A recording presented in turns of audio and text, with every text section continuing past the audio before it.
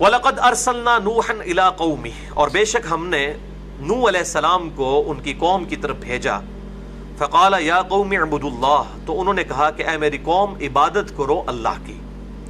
مَا لَكُم مِّنْ إِلَٰهٍ غَيْرُهُ، نہیں ہے کوئی بھی الہ سوائے اس کے تمہارا. أَفَلَا تَتَّقُونَ، کیا تم ڈرتے نہیں ہو؟ یعنی جو تم خدا سے غافل ہو اور بت پرستی کے اندر مبتلا ہو.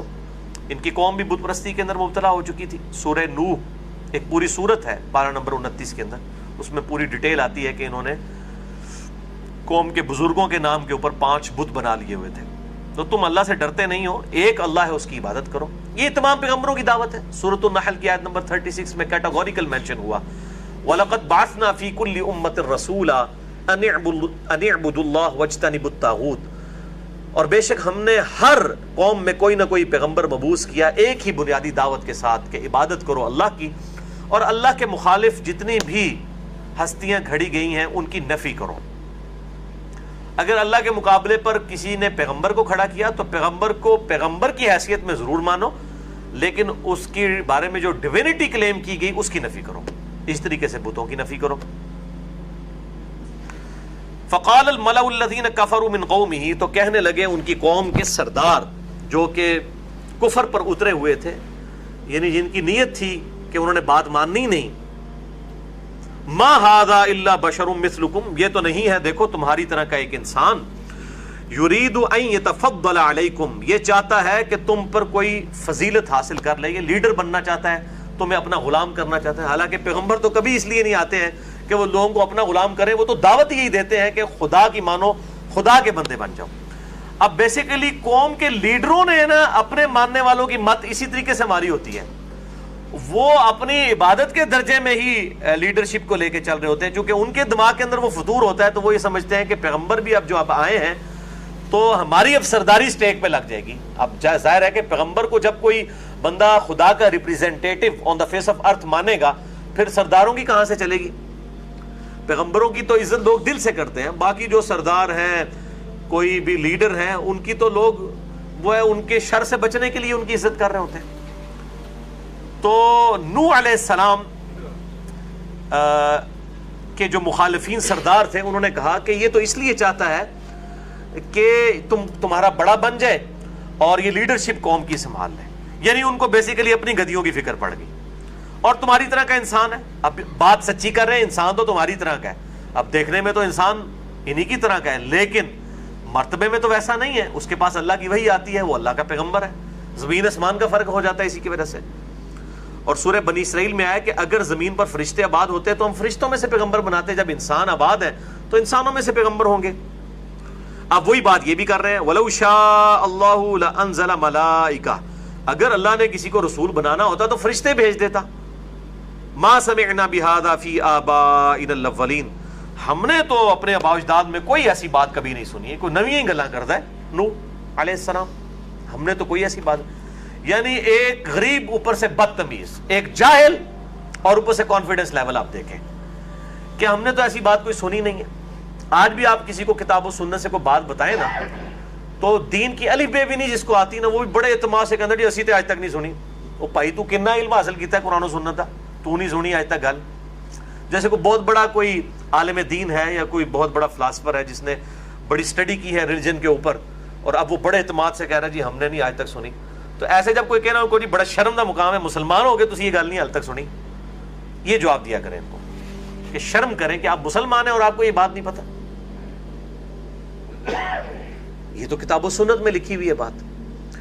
تو اب وہاں پر بھی وہ یہی کہہ رہے ہیں کہ نوح جو تم باتیں کرتے ہو ہم نے تو آج تک نہیں سنی. اگر اللہ نے کوئی پیغمبر بنانا ہوتا فرشتہ بنا دیتا، تو انسانوں میں سے پیغمبر کیوں بنایا؟ تو اب یہ ساری بحثیں آپ کو بتا رہی ہیں کہ یہ یعنی کافروں کا بھی یہ عقیدہ تھا کہ یہ انسان ہی ہے پیغمبر. بہرحال کافر اور مسلم میں فرق ہے کہ مسلمان پیغمبروں کو انسان مانتا ہے اسپیشیز کے طور پر، نو کے اعتبار سے، جنس کے اعتبار سے، مرتبے کے اعتبار سے کوئی انسان ان کے مقابلے کا نہیں ہوتا. کافر جو ہے وہ ان کے مرتبے کا بھی ڈینائی کر دیتے ہیں. اب ان ساری باتوں میں تو اللہ تعالیٰ کو چاہیے تھا کہ اللہ تعالیٰ فرماتا کہ یہ تو بشر تو نہیں ہے، یہ تو فرشتہ ہے، یہ تو نور ہے، تمہیں سمجھ نہیں آ رہی، یہ تو ہے اندر سے نور ہے لیکن انسانی شکل میں آ گیا ہے. ان باتوں کا جواب تو یہ ہونا چاہیے تھا اللہ تعالیٰ کی طرف سے، لیکن ایسا نہیں ہے. حتیٰ کہ سورہ بنی اسرائیل میں آیا کہ اگر زمین پر فرشتے آباد ہوتے تو ہم فرشتوں کو پیغمبر بنا کے بھیجتے، لیکن پھر بھی آٹا گوندے ہلدی کیوں ہے. پھر انہوں نے یہ کہنا تھا کہ فرشتے کیوں پیغمبر بن کے آئے، اسی قرآن پاک میں ہی آتا ہے. اللہ تعالیٰ آتا ہے پھر کسی اور شک میں مبتلا ہو جاتے ہیں. فرشتے اگر پیغمبر بن کے آتے پھر یہ کہتے کہ جی یہ فرشتہ ہے، اس کو ہماری تکلیف کا کیسے اندازہ ہو سکتا ہے. انسان ہوتا تھا انہوں پوچھ دینا کہ جب بھوک لگتی ہے تو پھر ٹیڈش کیا ہوتا ہے، جب بھوک لگتی ہے تو پھر پیٹ پہ کیا گزرتی ہے، ایک فرشتے کو کیا پتا. تو ہر پازیٹیو چیز میں سے کوئی نیگیٹو پہلو نکالا جا سکتا ہے. ما سمعنا بہذا فی آبائنا الاولین، ہم نے اپنے آباء و اجداد میں کوئی ایسی بات نہیں سنی ہے جو نوح ہمیں بلا رہا ہے. ان ہوا الا رجل بہ جنہ، یہ ایک ایسا مرد ہے لگتا ہے جسے کوئی جنون ہو گیا ہے، کوئی جن اس سے چمٹ گیا ہے، اس کا کوئی ذہنی توازن بگڑ گیا ہے. فتربصوا، تو انتظار کرو بہ اس کا، حتی حین، یہاں تک کہ یہ ختم ہو جائے گا. یعنی کب تک زندہ رہے گا، اسے بھی تو موت آنی ہے، چلا جائے گا. اب حضرت نوح علیہ السلام نے 950 سال تک تبلیغ کی ہے اور صرف 78 لوگ ان پر ایمان لے کر آئے، جو ہمیں اسرائیلی روایات سے پتہ چلتا ہے. ایز اے لاسٹ ریزارٹ پھر انہوں نے اپنے رب کے حضور دعا کی ہے. قال رب انصرنی بما کذبون، انہوں نے کہا ہے میرے رب تو ہی میری مدد فرما، یہ تو میری بات ماننے کے لیے تیار ہی نہیں ہے. ظاہر ہے جی 950 سال جس بندے نے محنت کی ہو وہ جسٹیفائی ہے کہ وہ یہ بات کرے، وہ کنکلوڈ کر لے. کوئی 9.5 دن کی بات نہیں، 9.5 ہفتوں، 9.5 مہینوں، 9.5 سالوں کی بات نہیں. 950 سال جس بندے نے تبلیغ کی ہے وہ واقعی کنکلوڈ کر سکتا ہے کہ یہ ان تلوں میں اب تیل نہیں ہے. فَأَوْحَيْنَا إِلَيْهِ أَنِ اصْنَعِ الْفُلْكَ بِأَعْيُنِنَا وَوَحْيِنَا، تو ہم نے نوح علیہ السلام کو وحی کی کہ ایک کشتی تم بناؤ ہماری آنکھوں کے سامنے اور ہماری وحی کے مطابق، ہماری انسٹرکشنز کے ساتھ. آپ ذرا نوح علیہ السلام کے ساتھ محبت کا انداز اللہ کا دیکھیں. اللہ تعالیٰ ماتا ہے ہماری نظروں کے سامنے تم بناؤ، اور انسٹرکشنز بھی ہم دیں گے کہ اتنی لینتھ ویڈتھ رکھنی ہے اس کی. اس پہ ویسے ہالی ووڈ نے ایک فلم بھی بنائی ہے، میں نے اس کے کچھ کلپس دیکھے ہیں، کمال نوحہ کے نام سے، جس میں انہوں نے واقعی وہ کشتی بنا کے جس طریقے سے اسے فلمایا ہے. یہ میں ان لوگوں کے لیے بتا رہا ہوں جو ہالی ووڈ کی فلمیں دیکھتے ہیں تو یہ بھی دیکھ لیں نوحہ، تاکہ تھوڑا ریلیجن کا بھی ان کو نوحہ ہو جائے. تو باقیوں نے میرے کہنے پہ دیکھنی کوئی نہیں، نہ میں ان کو ترغیب دلا رہا ہوں. تو ہماری آنکھوں کے سامنے اور ہماری وحی کے ساتھ. فَإِذَا جَاءَ أَمْرُنَا، پس جب ہمارا حکم آ جائے یعنی عذاب کے بارے میں، وَفَارَتِ التَّنُّورُ، اور تندور جو ہے یہ ابل پڑے. یعنی یہ نشانی تھی کہ جب تندور میں سے جس میں آگ جلائی جاتی ہے اس میں سے اگر پانی پھوٹ پڑے تو سمجھ لو کہ اللہ کی طرف سے عذاب آ گیا. عذاب ایسا ہے کہ آسمان سے بارش اور زمین میں بھی پانی اگل دیا. فَاسْلُكْ فِيهَا مِن كُلِّ زَوْجٍ اثْنَيْنِ، تو تم اس وقت جب یہ ابل پڑے تندور تو پھر ظاہر ہے اس کے بعد اتنے دنوں کے اندر اندر یہ پانی پھیلنا شروع ہو جائے گا. تو پھر اللہ تعالیٰ فرمایا جب یہ نشانی ظاہر ہو تو تم ہر جاندار کا ایک جوڑا اس میں رکھ لینا. وَأَهْلَكَ إِلَّا مَنْ سَبَقَ عَلَيْهِ الْقَوْلِ، اور ہلاک کر دیے جائیں گے سب کے سب. اچھا یہ میں اس کے اوپر ایک اور طرف میری توجہ چلی گئی، میں وہ یہاں پر کلیئر کر دوں کہ جاوید احمد غامدی صاحب نے اسی کانٹیکسٹ میں ایک ان کا کلپ بھی چڑھا ہوا ہے، جب ان سے کسی نے سوال کیا کہ قرآن حکیم میں کہیں لکھا ہوا ہے کہ تمام جانداروں کے جوڑے حضرت نوح علیہ السلام نے سوار کر لیے. تو انہوں نے کہا جی قرآن حکیم میں یہ نہیں لکھا ہوا، وہ تو اللہ تعالیٰ نے ان کو کہا تھا کہ اپنی ضرورت کا سامان جو ہے نا تم 2-4 مرغیاں یعنی کوئی باربیکیو بنانا واسطے کوئی اس طرح کی چیزیں رکھ لو، کوئی راشن پانی رکھ لو. وہ کہتے ہیں وہ تو راشن پانی کا ذکر ہے، یہ کہاں ہے، اتنی مخلوقات ہیں تو ان کے بارے میں کوئی قرآن میں ذکر نہیں. یہ بالکل قرآن پاک میں کلیئر کٹ ہے، من کل زوج اثنین، ہر جاندار کا جوڑا تم اس کے اوپر سوار کر لو. یہ غامدی صاحب کو ٹینشن لینے کی ضرورت نہیں ہے، نہ مجھے ٹینشن لینے کی ضرورت ہے. یہ اللہ تعالیٰ کی قدرت ہے کہ اس نے یہ تمام کی تمام چیزیں کس طریقے سے سوار کروائیں. اور اگر آپ وہ ہالی ووڈ کی فلم دیکھیں گے نا نوحہ، اس میں انہوں نے یہ سین بھی فلمایا ہے. آپ حیران ہو جائیں گے دیکھ کے کہ پوری دنیا کی مخلوقات، سانپ آگے سوار ہو رہے ہیں، بکریاں اور پتہ نہیں وہ انہوں نے کیسے اس کو فلمایا ہے. بالکل ریئلی لگتا ہے کہ وہ اسی طریقے سے ہوا ہوگا. ہر قسم کی مخلوقات جو ہے وہ کشتی، وہ بہت بڑی کشتی تھی، وہ چھوٹی سی کشتی نہیں تھی.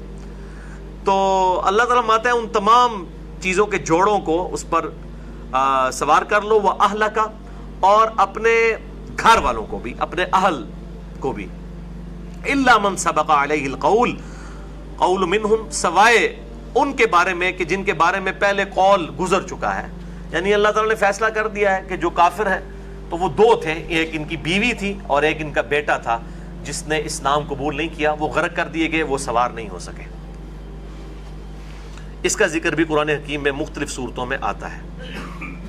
وَلَا تُخَاطِبْنِي فِي الَّذِينَ ظَلَمُوا، اور دیکھنا ظالموں کے متعلق پھر مجھ سے مخاطب نہ ہونا، مجھ سے سوال بھی نہ کرنا. نبی جو ہوتے ہیں وہ رقیق القلب ہوتے ہیں، جب کبھی عذاب دیکھتے ہیں تو دل کو سیج جاتا ہے. تو اللہ تعالیٰ ہمارا اب تو تم نے دعا کر لی ہے کہ اللہ میری مدد فرما، اور جب میں ان کے ساتھ عذاب کا معاملہ کروں پھر مجھ سے سوال نہیں کرنا کہ یا اللہ ایک بار ذرا مہلت دے دے. نہیں، پھر اللہ کی طرف جب عذاب آتا ہے نا پھر اللہ تعالیٰ چھوڑتا نہیں کسی کو. ظاہر ہے کہ جی دنیا میں بھی آپ دیکھیں، چاہے کتنا بھی سنگ دل انسان ہو، جب دنیا میں کوئی اس طریقے سے تکلیف آتی ہے، چاہے آپ کا دشمن ہی کیوں نہ ہو اور سخت تکلیف میں ہو، وقتی طور پہ ایک دفعہ دل ضرور پسیج جاتا ہے. آپ یہ دیکھ لیں، ہمارے وہ سیاستدان ہیں آپس میں بڑی بیان بازیاں کرتے ہیں، لیکن جب کبھی کوئی ایسا موقع آتا ہے تو ایک دوسرے کے لیے پھر وہ چہرے بھی بالکل لٹک جاتے ہیں. واقعی ظاہر ہے کہ انسان کے ایک اللہ نے انسان ہے ہی انس کے ساتھ ہے، پسیج جاتا ہے انسان کو تکلیف میں دیکھ کے. اور پھر پیغمبر تو ہوتے ہی رقیق القلب ہے. تو دیکھنا پھر مجھ سے سوال نہیں تم نے اس معاملے میں کرنا جب میں یہ ڈیسیژن کر دوں گا. انہم مغرقون، بے شک وہ سب پھر غرق کر دیے جائیں گے. فاذ استویت، پھر جب تم اچھی طرح بیٹھ جاؤ، انت تم ومن معک، اور جو تمہارے ساتھی ہیں، علی الفلک، اس کشتی پر، فقل الحمد للہ الذی نجانا من القوم الظالمین، پھر اس کے بعد تم دعا کرنا کہ پاک ہے وہ ذات، تمام تعریفیں اس اللہ کے لیے ہیں جس نے ہمیں نجات دی اس ظالم قوم سے. وقل ربی انزلنی منزلا مبارکا، اور اے رب ہمارے، اے میرے رب ہمیں نازل کرنا، اتارنا بابرکت جگہ پر، وانت خیر المنزلین، اور تو سب سے بہتر اتارنے والا ہے. اب ظاہر ہے کہ اس کی ڈیٹیل تو کئی جگہ قرآن حکیم میں، سورہ ہود کے اندر، سورہ یونس کے اندر، سورۃ الاعراف کے اندر، کہ وہ بالکل پہاڑوں جتنی موجیں تھیں جن کے اوپر یہ کشتی جو ہے وہ ہفتوں تک، کئی مہینوں تک، اب اس کی ڈیٹیل تو نہیں آتی، وہ تیرتی رہی. اور اللہ تعالیٰ نے، اور پھر اس میں سورہ ہود میں تو دعا بھی آئی، بسم اللہ مجریہا و مرساہا ان ربی لغفور رحیم. اور یہاں پر بھی یہ دعا انہوں نے کیا، اللہ مجھے کسی بابرکت زمین کے اوپر اتارنا. ان فی ذلک لآیات وان کننا لمبتلین، بے شک اس کے اندر ہیں نشانیاں اور ہم ضرور اپنے بندوں کو آزمائش میں ڈالتے ہیں. یہ ہے اصل میں کانٹے کی بات. آزمائش میرے بھائی سب پہ آنی ہے، اگر پیغمبروں پہ آئی ہے تو کسی پہ بھی آ سکتی ہے. وَلَنَبْلُوَنَّكُمْ بِشَيْءٍ مِّنَ الْخَوْفِ وَالْجُوعِ وَنَقْصٍ مِّنَ الْأَمْوَالِ وَالْأَنفُسِ وَالثَّمَرَاتِ، ضرور آزمایا جائے گا، بھوک کے ذریعے، خوف کے ذریعے، جان اور مال میں نقصان کے ذریعے. اور اس کے بعد بشارت ہے پھر صبر کرنے والوں کے لیے. آزمائش شرط ہے. ثم انشأنا من بعدهم قرنا آخرین، اور اس کے بعد پھر ہم نے کئی ایک جو ہے جماعتیں پیدا فرما دی. یعنی قوم نوح ہلاک ہوئی، ہمیشہ سے ایسا ہی ہوا ہے کہ ایک قوم میں سے جب اہل ایمان بچائے جاتے ہیں اور کفار کو ہلاک کر دیا جاتا ہے، کچھ وقت گزرتا ہے تو اہل ایمان میں پھر دو گروہ پیدا ہو جاتے ہیں، ایمان والے اور منکر. پھر اللہ پیغمبر بھیجتا ہے اور ایمان والوں کے لیے ڈھارس ہوتی ہے اور لوگوں کے لیے اصلاح کا ذریعہ بنتا ہے، اور پھر کافر ہوتے ہیں، وہ ہلاک کر دیے جاتے ہیں. پھر ان ایمان والوں کی نسل میں سے پھر دو گروہ پیدا ہوتے ہیں. یہ سلسلہ چلتا جاتا ہے. اب وہ رسولوں کی دعوت، کمبائنڈ دعوت کا ذکر بڑی ڈیٹیل کے ساتھ آئے گا کہ تمام رسولوں کے ساتھ یہی ہوا. کچھ ماننے والے ہو گئے، کچھ انکاری ہو گئے. اس میں نے الگ سے رسولوں کے تعارف پہ، رسولوں کی تعداد کیا ہے، انبیاء اور رسول میں فرق کیا ہے، بڑی ڈیٹیل سے مسئلہ نمبر 114 ریکارڈ کروایا ہے اہل سنت پاک.com پہ. رسولوں کی دعوت، شیطان سے آخری ملاقات اور قبر کے 4 سوال، 3 نہیں 4 سوال، مسئلہ نمبر 114. تو اللہ تعالیٰ ماتا ہے پھر ہم نے اس کے بعد کئی ایک قومیں اٹھائیں. فَأَرْسَلْنَا فِيهِمْ رُسُولًا مِّنْهُمْ، اور ہم نے ان میں کئی رسولوں کو بھیجا ان اعبدوا اللہ، اسی دعوت کے ساتھ کہ عبادت کرو اللہ کی، ما لکم من الہ غیرہ، اور نہیں ہے کوئی الہ اس کے سوا تمہارا، افلا تتقون، تو کیا تم اس شرک کے انجام سے ڈرتے نہیں ہو؟ وقال الملأ من قومہ، تمام نبیوں کے ساتھ ایسا ہی ہوا کہ ان کی قوم کے سرداروں نے کہا، الذین کفروا، جو کفر کرنے والے تھے، وکذبوا بلقاء الآخرہ، اور آخرت میں اللہ کی ملاقات کے منکر تھے، وَأَتْرَفْنَاهُمْ فِي الْحَيَاةِ الدُّنْيَا، اور ہم نے ان کو دنیا کی زندگی میں بڑی خوشحالی بھی دی تھی، مَا هَذَا إِلَّا بَشَرٌ مِثْلُكُمْ، یہ تو نہیں ہے تمہاری طرح کا انسان۔ اب بات تو ٹھیک ہے، دیکھنے میں تو ان کی طرح کا انسان ہے، لیکن مرتبے میں نہیں، وہ اللہ کا پیغمبر ہے، اللہ کی وحی ان پر آتی ہے، اور انسان اس لیے بنایا تاکہ تمہارے لیے آئیڈیل بنے۔ الا بشر مثلکم، تمہاری طرح کا انسان، یاکل مما تاکلون، یہ کھاتا ہے اسی میں سے جس میں سے تم کھاتے ہو، منہ، اسی میں سے، ویشرب مما تشربون، اور یہ پیتا ہے اس میں سے جو تم پیتے ہو، یعنی کھانا پینا تمہاری طرح کا ہے، تو پھر اس کو کیا فضیلت تم پر حاصل ہے؟ اب ان سرداروں سے کوئی پوچھے کہ تم بھی تو وہی کھا پی رہے ہو، تو تم کیوں سردار بن کے بیٹھے ہوئے ہو لوگوں کے؟ تو انسان اپنے گریبان میں کبھی نہیں جھانکتا۔ تو ان کی سرداری چونکہ سٹیک پہ لگی ہوئی تھی، اس لیے انہوں نے کہا پیغمبروں کو نہ مانو، پیغمبروں کو نہ مانو، پیغمبروں کو نہ مانو۔ اور یہ اسی طریقے سے آج بھی اگر کوئی دعوت حق لے کے اٹھتا ہے نا، تو سب سے پہلے دین کی دعوت اگر دی جائے گی، دین کے لیے حق کی آواز بلند کی جائے گی، تو سب سے زیادہ کس کے پیٹ میں درد ہوگا؟ علماء کے، کیونکہ انہوں نے لوگوں کو اپنا غلام بنایا ہوا ہے نا، ان کی سرداری سٹیک کے اوپر لگی ہے، اس لیے جب بھی کوئی حق کی آواز بلند ہوگی نا، تو سب سے پہلے لوگ کہیں گے کہ جی فلاں کو نہ سنیں، یہ تو بہت گمراہ ہے، بچ کے رہو، یہ کرو۔ یہ سیم مینٹیلٹی ہے، وہ کسی نہ کسی شکل میں ظاہر ہو جاتی ہے۔ وَلَئِنْ أَطَعْتُمْ بَشَرًا مِثْلُكُمْ، دیکھو اگر تم پیروی کرنے لگ پڑو گے اپنے ہی جیسے ایک انسان کی، انکم اذا لخاسرون، تو تم تو بڑے نقصان اٹھانے والے ہو۔ ایعدکم انکم اذا متم وکنتم ترابا، کیا یہ تمہیں یہ وعدہ دیتا ہے کہ کیا جب تم مر کر مٹی ہو جاؤ گے، وعظاما، اور تمہاری ہڈیاں ہو جائیں گی، انکم مخرجون، اور تمہیں دوبارہ قبر سے نکال لیا جائے گا؟ یعنی تمہیں بتاتا ہے کہ مرنے کے بعد دوبارہ زندگی ہوگی، یہ جو پیغمبر تمہیں بتاتے ہیں۔ ہیہات لما توعدون، یہ بڑی عقل سے بعید بات ہے، بڑی عقل سے بعید بات ہے، یہ ہو ہی نہیں سکتا جس کا تمہیں وعدہ دیا جا رہا ہے۔ ان ہی الا حیاتنا الدنیا نموت ونحیا، یہ تو نہیں مگر یہ دنیا کی زندگی ہے جس میں ہم زندہ ہوتے ہیں اور مر جاتے ہیں۔ وما نحن بمبعوثین، اور ہمیں دوبارہ تو اٹھایا نہیں جانا۔